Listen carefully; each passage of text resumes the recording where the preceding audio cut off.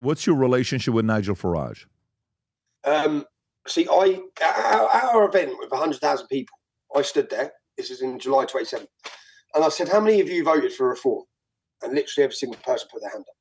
Because reform become the party for the fed up people. Yeah. So everyone put their hand up. So then I asked Nigel Farage, Nigel, stop lying about us. Because Nigel basically parrots, because remember, Nigel isn't working class. He's probably never been to a working class estate in his life. And he was an elitist banker. That's Nigel, yeah? So he comes in, he speaks about these issues, but then condemns us. That's what he did. And carried on condemning us. And when I was in prison, Nigel come out and said that he justified my imprisonment, which is what I believe caused the fallout with Elon Musk. He justified why I was in prison. Mm-hmm. Well, again, it's like everyone's seen the documentary, Nigel. Like, people know what I've done. Like, so he come out and justified it. Then he come out and said that I have convictions on mainstream TV. He said I have a conviction for violence against women. Just made it up. Now this is the next leader, and my ex-wife and my kids had to see this mess. He comes out on TV saying I've got conviction for violence against women. It's just a lie. But all of these things, you may have to remember that when I went to prison, there was a mass movement again to free Tommy Robinson. Nigel come out and tried to put out the fire. Yeah, and he done it last time in 2018 as well. So Nigel comes out on behalf of the establishment. That's what I see, and that's what many people now see. Since Nigel Farage gave his position to Zia Youssef, he gave his position to Zia Youssef. He sold a position to a Muslim gentleman to become chairman of Reform. From the time that happened, they can't talk about Islam. Nigel's interview sat down and said, by 2050, I've watched all these interviews whilst I was in prison. By 2050, the Islamic demographic is going to be so powerful in the UK, we cannot alienate them. Now, for me, that is someone pulling up the white flag, and we don't want to pull up the white flag. In fact, we have to stop the Islamic demographic getting to that point by 2050. Whereas Nigel's doing everything he can to not stop it. The previous government held no benefits for more than 2 children. Yeah, now that was to stop. My local imam's got 3 wives and 14 kids, and we just pay for it. Yeah, so certain policies have been brought in which could help deter the demographical explosion that we see. Nigel's reversed that. Nigel said he's not bothered about that it's impossible to do mass deportations. He's been forced now with the Overton windows shifting so fast over the last 12 months. He's been forced to say he will do some deportations. Yeah, he said when we talk about demography, when we talk about the demographical change, he's not bothered about demographic change. He's not bothered if whites become a minority in Britain. He said that's not he doesn't care about it. Well, we do. We do, just as black Nigerians would care if they become a minority in Nigeria.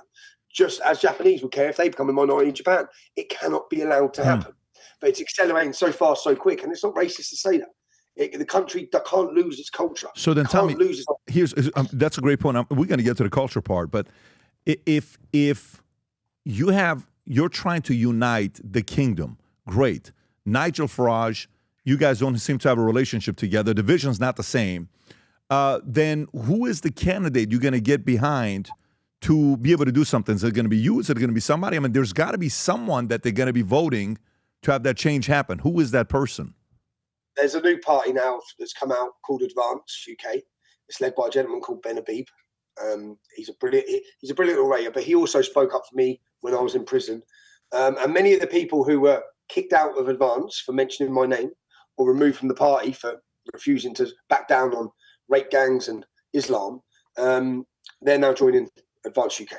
So Advance UK is the fastest growing political party in British history. It's up to over 30,000 followers now.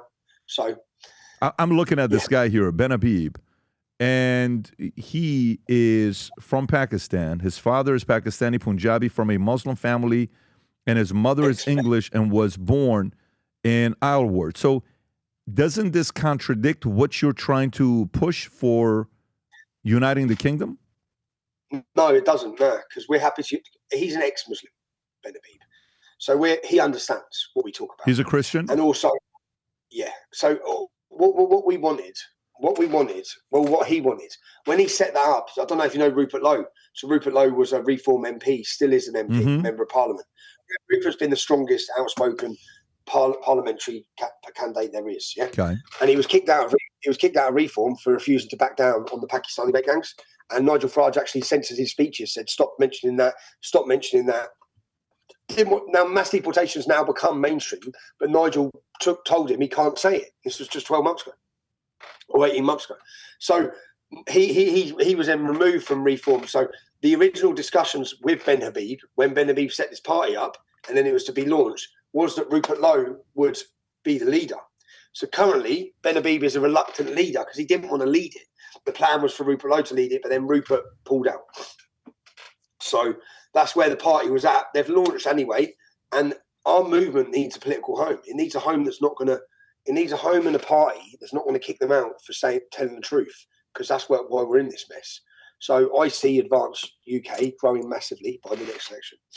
Okay, so I'm really trying to find out why Ben Habib would be the candidate. But okay, let's stay with that. Let's stay with that because you need somebody to get behind. Whether you agree with Tommy or not, guess what? You can now get a hold of him on Minect. He will respond back on Minect. You can simply download the app. He's officially on there. Ask him any question. You agree with him. You don't agree with him.